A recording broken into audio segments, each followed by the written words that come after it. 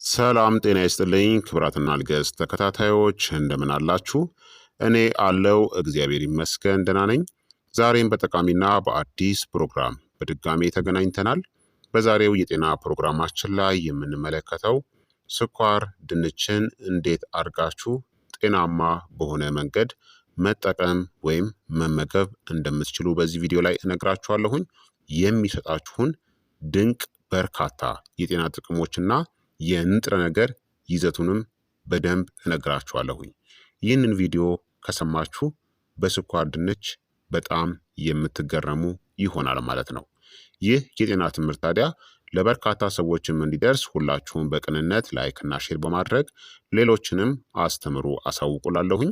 ከዚህ ቪዲዮ ጋር በተያያዘ ጥያቄ ካላችሁም ሀሳብ አስተያየት ካላችሁም በኮመንት ላይ አስፍሩልኝ።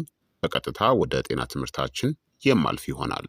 ስኳር ድንች በጣም ብዙዎቻችሁ ችላ የምትሉት ነገር ግን በጣም ጤናማ ከሆኑ እና በርካታ የሆነ የጤና ጥቅሞችን ከሚሰጡን ምግቦች ውስጥ አንዱ ነው።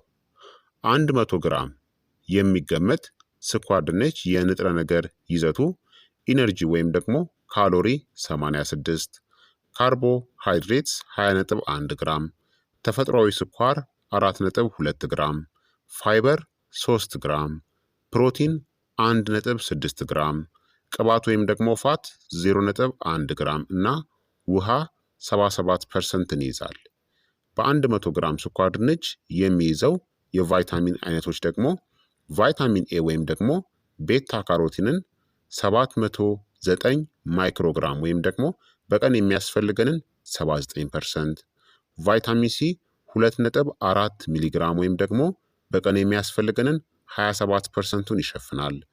ቫይታሚን ቢ6 0.2 ሚሊግራም ወይም ደግሞ በቀን የሚያስፈልገንን 15%ን ይሸፍናል።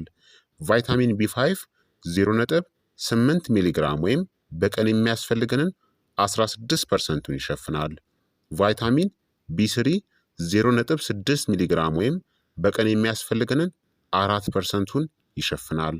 ቫይታሚን ኢ 0.3 ሚሊግራም ወይም በቀን የሚያስፈልገንን 2%ን ይሸፍናል። ፎሌት ወይም ደግሞ ቫይታሚን ቢ9 11 ማይክሮግራም ወይም በቀን የሚያስፈልገንን 3%ን ይሸፍናል ማለት ነው። በ100 ግራም ስኳር ድንች ደግሞ የሚገኘው ማዕድናት ፖታሲየም 337 ሚሊግራም ለልብና ለደም ግፊት ጠቃሚ ማዕድን ነው። ማግኒዥየም 25 ሚሊግራም ለጡንቻ እናም ለነርቭ ስራ ጠቃሚ ማዕድን ነው። ካልሲየም 30 ሚሊግራም ለአጥንቶቻችን ጤና በጣም ጠቃሚ ማዕድን ነው። ፎስፈረስ 47 ሚሊግራም ለኃይልና ለአጥንት ጥንካሬ ጠቃሚ ማዕድን ነው። ብረት ወይም ደግሞ አይረን 0.6 ሚሊግራም ኦክስጅንን ለማጓጓዝ አስፈላጊው ማዕድን ነው። ዚንክ 0.3 ሚሊግራም ለበሽታ መከላከል አቅምን ለማጎልበት አስፈላጊው ማዕድን ነው። ሶዲየም ደግሞ 55 ሚሊግራም በተፈጥሮ ዝቅተኛ የሆነ የሶዲየም ይዘት አለው ማለት ነው። የሚይዘው አንቲኦክሲዳንቶች ደግሞ ቤታ ካሮቲን በጣም ከፍተኛ አንቲኦክሲዳንትን ይዛል፣ ወደ ቫይታሚን ኤ የሚቀየር ነው። አንቶሲያኒን፣ ፖሊፊኖልስ እናም ክሎሮጂኒክ አሲድን ይይዛል። እነዚህ ደግሞ ሴሎችን ከጉዳት ይጠብቃሉ፣ ብግነት ወይም ደግሞ ኢንፍላሜሽንን ይቀንሳሉ እናም በሽታ የመከላከል አቅምንም ያጠናክራሉ ማለት ነው። አንድ መካከለኛ ስኳር ድንች ደግሞ ከ130 እስከ 150 ግራም የሚመዝን ካሎሪ ከ110 እስከ 130 ካሎሪ ያለው፣ ካርቦሃይድሬት ከ26 እስከ 30 ግራም፣ ፋይበር ከ4 እስከ 5 ግራም፣ ቫይታሚን ኤ በቀን የሚያስፈልጋችሁን ከ100 እስከ 150%ን ይሸፍናል። ፖታሲየም ደግሞ ከ450 እስከ 500 ሚሊግራምን ይይዛል ማለት ነው። ዋና ዋና የአመጋገብ ይዘቱም ስኳር ድንች በቫይታሚን ኤ የበለጸገ ነው። ጥሩ የፋይበር ምንጭ ነው። በፖታሲየም እና በአንቲኦክሲዳንቶችም የበለጸገ ነው። በተፈጥሮ ቅባትና ኮሌስትሮል የሌለው ነው። ሲቀቀል የስኳር መጠኑ ወይም ደግሞ ግላይሲሚክ ኢንዴክሱ ወይም ደግሞ ሎዱ በጣም ዝቅተኛ ነው። ስለዚህ በጣም ድንቅና ተመራጭ ምግብ ያደርገዋል ማለት ነው። ታዲያ ስኳር ድንችን በአመጋገባችሁ ውስጥ ብታክሉ የምታገኙትን ዝርዝር ጥቅሞች ደግሞ ልንገራችሁ።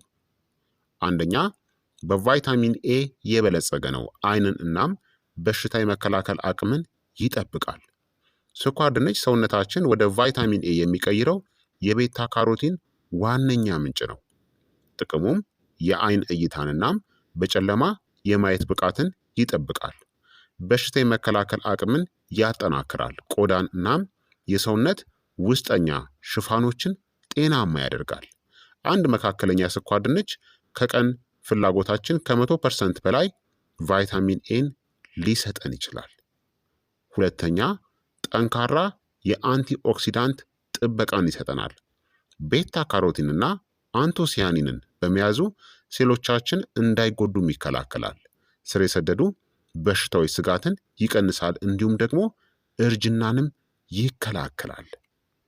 ሶስተኛ፣ የልብ ጤናን ይደግፋል። በፖታሲየም በፋይበር እና በአንቲኦክሲዳንት ይዘቱ አማካኝነት የደም ግፊትን ያስተካክላል፣ መጥፎ ኮሌስትሮልን ይቀንሳል፣ እንዲሁም የደም ስሮችንም ይጠብቃል። አራተኛ፣ የምግብ መፈጨትን እናም የሆድ ጤናንም ያሻሽላል። የሚሟሟ እናም የማይሟሟ ፋይበርን በመያዙ የሆድ ድርቀትን ይከላከላል። ንጥረ ነገሮች በደንብ እንዲመጠጡም ያደርጋል፣ እንዲሁም ጠቃሚ የሆድ ባክቴሪያዎችንም ይመግባል። አምስተኛ፣ የደም ስኳርንም ለመቆጣጠር ይረዳል። ምንም እንኳን ስኳር ድንች ጣፋጭ ቢሆንም ከነጭ ድንች ይልቅ የስኳር መጠኑ ወይም ደግሞ ግላይሲሚክ ኢንዴክሱ ዝቅተኛ ነው። ፋይበሩ ስኳር ወደ ደም የሚገባበትን ፍጥነትን ይቀንሰዋል በመጠኑ ሲወሰድ። ስድስተኛ፣ ጤናማ የሰውነት ክብደትን ይደግፋል።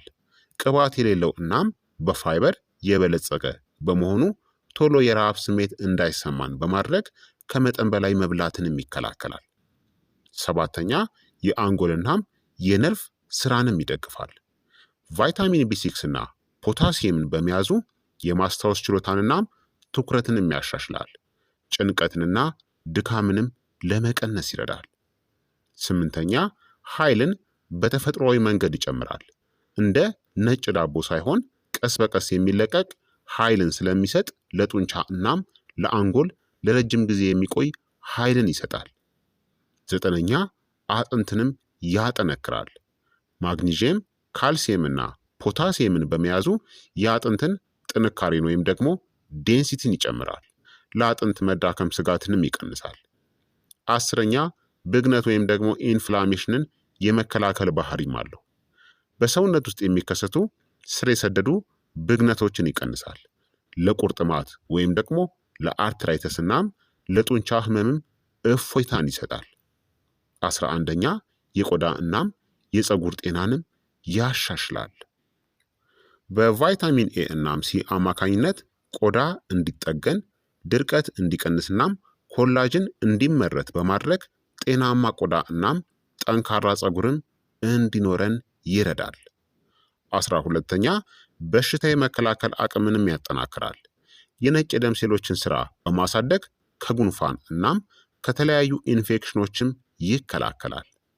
ስለዚህ ስኳር ድንችን በጣም በርካታ ጥቅሞችን ስለሚሰጥ ብትመገቡት በጣም ድንቅ የሆነ አመጋገብ ነው። ታዲያ ስኳር ድንችን ትክክለኛ ጥቅሙን ለማግኘት እንዴት መመገብ እንደምትችሉ ልንገራችሁ።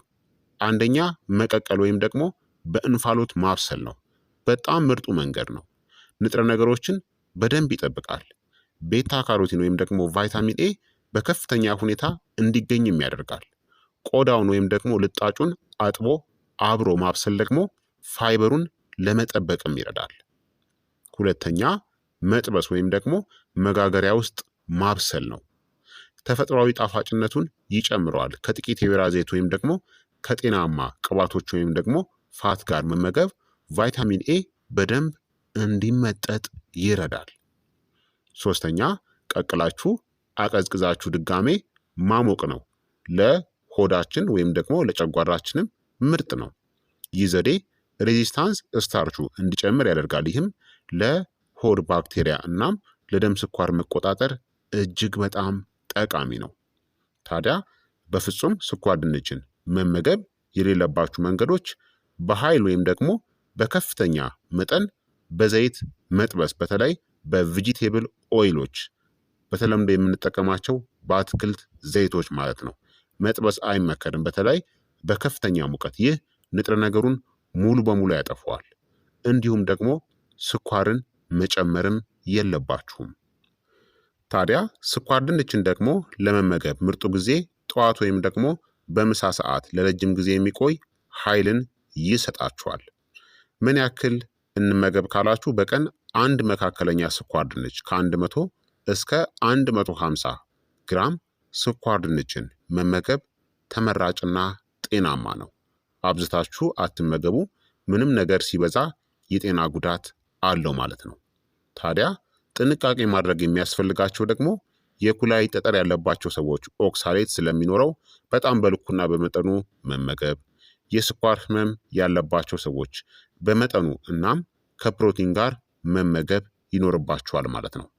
የስኳር ህመም እያለባችሁ ዲያቤቲክ መድኃኒቶችን እየወሰዳችሁ ስኳር ድንችን ከልክ በላይ ከተመገባችሁ ያው የደም ስኳርን ሊጨምር ስለሚችል ከፕሮቲን ምግቦች ጋር አጣምራችሁ መመገብ ይመረጣል ማለት ነው። በአጠቃላይ ምርጡ የአመጋገብ ዘዴ ቀቅላችሁ ከነ ልጣጩ ከጤናማ ቅባትና ፕሮቲን ጋር እንደ እንቁላል ወይም ደግሞ ከጥራጥሬዎች ጋር መመገብ እጅግ በጣም ድንቅና ተመራጭ የሆነው የስኳር ድንች የአመጋገብ ዘዴ ነው ማለት ነው። ስለዚህ ክቡራትና ክቡራን ተመልካቾቼ የዛሬው የጤና ትምህርት እንግዲህ ይህንን ይመስል ነበረ። ስለ ስኳር ድንች በርካታ ነገሮችን እንዳወቃችሁና እንደተማራችሁበትም ተስፋ አደርጋለሁኝ። እስቲ ከተማራችሁበት የተማራችሁበትን ነገር በኮመንት ላይ አስፍሩልኝ። ጥያቄም ካላችሁ በኮመንት ላይ አስፍሩልኝ። ላይክ እና ሼር እያደረጋችሁ ሌሎችም አድርሱ፣ አስተምሩ እላለሁኝ። በቀጣይ የጤና ትምህርት እስከምንገናኝ እኔንም እናንተንም ቸር ያቆየን። መልካም ጊዜ፣ መልካም ቆይታ